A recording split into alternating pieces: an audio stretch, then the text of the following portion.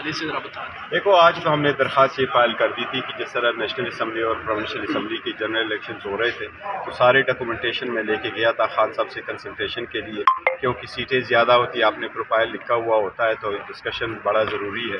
Last time high court نے ہمیں اجازت دے دی تھی اور مجھے اجازت دے دی کہ آپ ڈاکومنٹیشن لے کر کے خان صاحب کے ساتھ کنسلٹ کر کے فائنل کر سکتے ہیں۔ اس مرتبہ ابھی سینٹ کے الیکشن ہو رہے ہیں، ہم نے درخواست دی ہے کہ اس کے لیے بھی ہمیں اجازت دی جائے تاکہ وہ ڈاکومنٹس ہم ساتھ لے جائیں اور اندر جانے کی اجازت ہو، کیونکہ یہ تھوڑی سی مشکل آ رہی ہے۔ اچھا، یہ سیفر کیس اور توشہ خانہ کیس کے سماعت ہیں، تو آپ کی کیا توقعات ہیں اور خان صاحب عید سے پہلے باہر آ رہے ہیں؟ امید تو ہے انشاءاللہ تعالی، ہمیشہ سے عدلیہ سے بڑی توقعات ہمارے عدلیہ ہی ہے، باقی کسی طرف تو دیکھ نہیں سکتے۔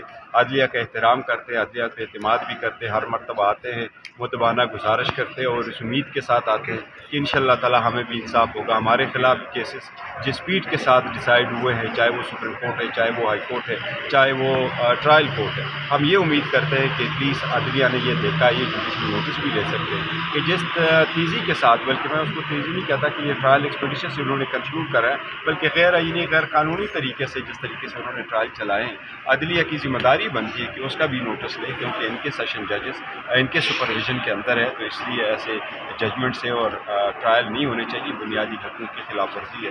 عدلیہ سے بہت امید ہے انشاءاللہ ہمیں بھی ملے گا ساری کیسز۔ Thank you.